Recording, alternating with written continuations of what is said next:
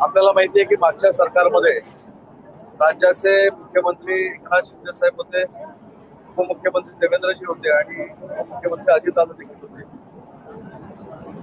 एकनाथ शिंदे साहेबांच्या संकल्पनेतनं आणि या तिघांच्याही पुढाकारानं मुख्यमंत्री तीर्थदर्शन योजना ही काढण्यात आलेली होती आणि त्याचाच एक भाग म्हणून आज रत्नागिरी जिल्ह्यातनं सुमारे 800 ते 1000 लोक ज्येष्ठ नागरिक हे अयोध्येला रवाना होत आहेत आणि त्यांना शुभेच्छा देण्यासाठी मी स्वतः या जिल्ह्याचा पालकमंत्री म्हणून उपस्थित होतो.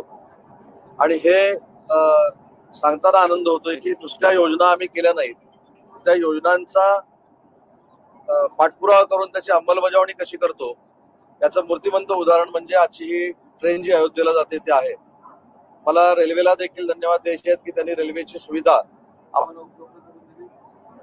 जे ज्येष्ठ नागरिक जाणार आहेत त्यांच्या आरोग्याची काळजी देखील आम्ही घेणार आहोत.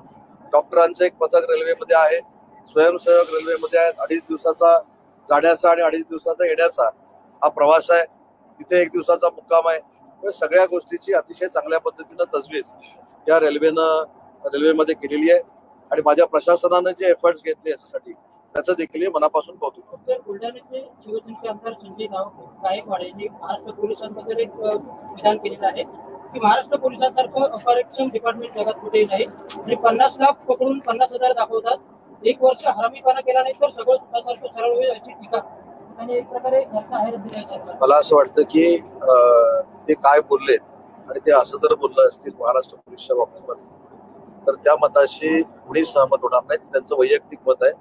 परंतु आजचा हा कार्यक्रम आमची सगळी ज्येष्ठ लोक ही अयोध्येला निघालेली आहे आणि अयोध्येला निघालेल्या लोकांची काळजी घेणं ही आमची जबाबदारी आहे.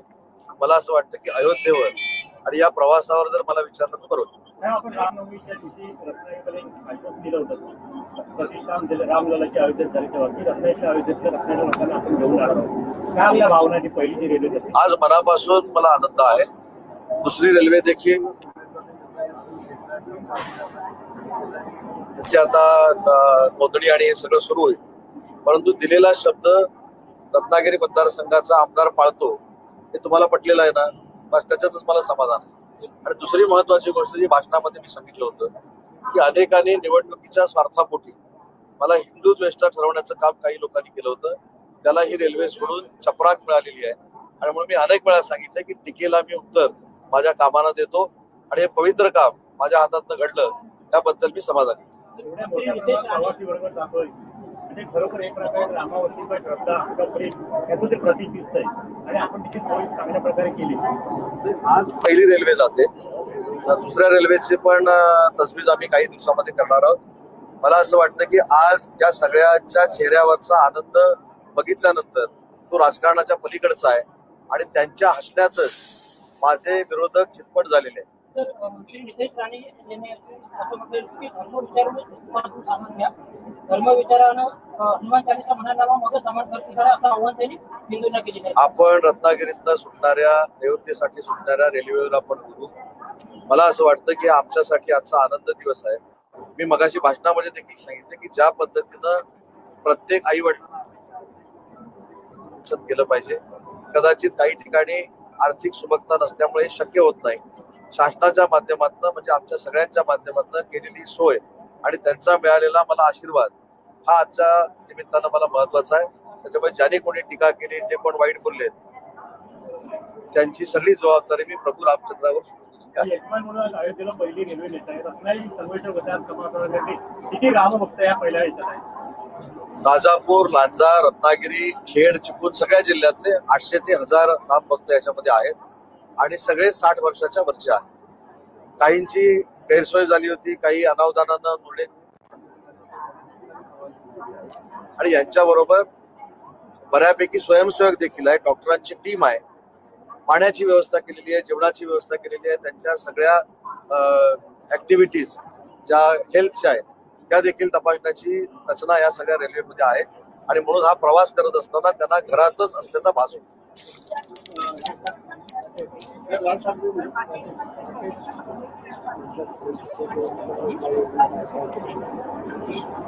नाही, वस्तुस्थिती खरी आहे आणि म्हणून लोकप्रतिनिधीनं मंत्र्यांना कमिटेड असलं पाहिजे. जे लोकांना आपण आश्वासन देतो ते जर शासनाच्या मार्फत पूर्ण करता आलं नाही, स्वतःमध्ये धमक असली पाहिजे स्वतःच्या माध्यमातून पूर्ण करायची. परंतु ही वेळ काय माझ्यावर आली नाही. शासनानं दिलेला शब्द विद्यमान मुख्यमंत्री देवेंद्रजी एकनाथ शिंदे साहेब अजितदादांच्या नेतृत्वाखाली पूर्ण आम्ही केलेला आहे. परंतु या सगळ्याचं श्रेय मी तत्कालीन मुख्यमंत्री एकनाथ शिंदे साहेबांना देतो. या तिन्ही नेतृत्वामुळे आज ही सोय आम्हाला उपलब्ध झाली.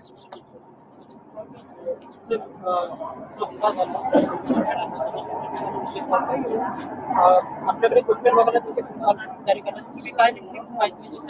मी काल परवाच आपल्या सगळ्या डिपार्टमेंटचा आढावा घेतलेला आहे. जिल्ह्यामध्ये जर पाकिस्तानी नागरिक पाकिस्तानमध्ये पाठवावं अशा देखील सूचना पालकमंत्री म्हणून मी दिलेल्या आहेत. त्याचा सर्व्हे सुरू आहे. पाकिस्तान दार्जिना माणसाला महाराष्ट्रामध्ये नाही देशामध्ये राहण्याचा अधिकार नाही. या भ्याड हल्ल्याचा आम्ही अतिशय तीव्र भाषेमध्ये निषेध केलेला आहे आणि मला पूर्ण खात्री आहे देशाच्या नेतृत्वावर म्हणजेच देवेंद्रजींच्या नेतृत्वाखाली महाराष्ट्र सरकार चालतंय. महाराष्ट्र सरकारची देखील भूमिका आहे की नरेंद्र मोदी साहेबांनी आणि अमित शहा साहेबांनी कडक कारवाई केली पाहिजे आणि पाकिस्तानचं थोबाड फोडलं पाहिजे. या हल्ल्या संदर्भात शरद पवारांनी जे वक्तव्य केलं होतं त्याची देखील चर्चा होती की 3-4 वेळा हल्ले झाले, मात्र आताच धर्माची चर्चा का होते. त्याच्यावर देवेंद्र फडणवीस यांनी देखील मत मांडलं होतं की शरद पवारांनी त्यांचे जे नातेवाईक मारले गेले काश्मीरमध्ये त्यांचं म्हणणं ऐकून आपलं मत मांडलं. मला असं वाटतं की याच्यापेक्षा अजून एक भूमिका मी तुम्हाला सांगतो की कोण नेते काय म्हणाले याच्यापेक्षा कृतीशील नेतृत्व कसं असतं ते मी तुम्हाला सांगतो. सिंधुदुर्गाचा पक्षाचा आभार यात्रा दौरा असताना देखील राज्याचे तत्कालीन मुख्यमंत्री विद्यमान उपमुख्यमंत्री स्वतः श्रीनगरमध्ये होते, जम्मूमध्ये होते. तिथल्या जवळजवळ 550 लोकांना स्वतः विमानानं पाठवण्याचं जबाबदारी त्यांनी घेतली होती. त्यांनी ते पाठवली. गिरीश महाजन देखील त्या ठिकाणी होते. आणि एवढंच नाही, ज्या मुस्लिम बांधवानं आपल्या पर्यटकांना वाचवण्याचा प्रयत्न केला आणि तो त्याच्यामध्ये मृत्युमुखी पडलेला आहे त्याला देखील मदत करण्याचं काम हे एकनाथ शिंदे साहेबांनी केलेलं आहे. मला असं वाटतं की बाकीच्यांनी देखील हाच आदर्श घ्यावा.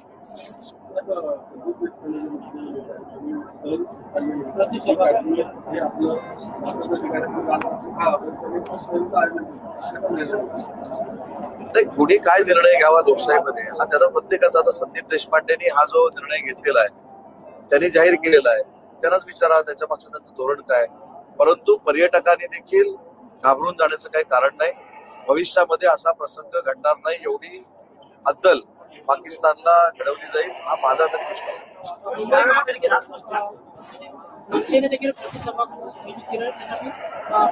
अयोध्या गाडीवर आपण ज्यावेळेस निवडणुका असतात, आता बिहारच्या निवडणुका आहेत, अयोध्या गाडी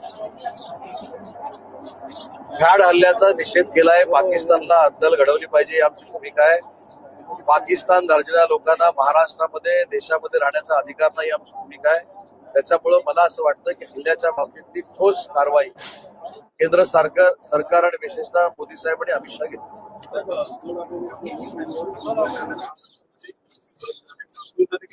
मला या प्रश्नापेक्षा अयोध्येची गाडी जी आज जाते ती महत्वाची आहे. ज्यांनी हिंदुत्व सांगून काँग्रेसच्या मांडीवर जे जाऊन बसलेत त्यांच्याबद्दल मला आज बोलायचं नाही. आज माझे सगळे हिंदू बांधव प्रभू रामचंद्राच्या दर्शनाला चाललेले आहेत हे माझ्या दृष्टीने महत्वाचं आहे. त्याच्यामुळे पुढच्या प्रश्नाकडे मी लक्ष देत नाही. घेऊन जातो.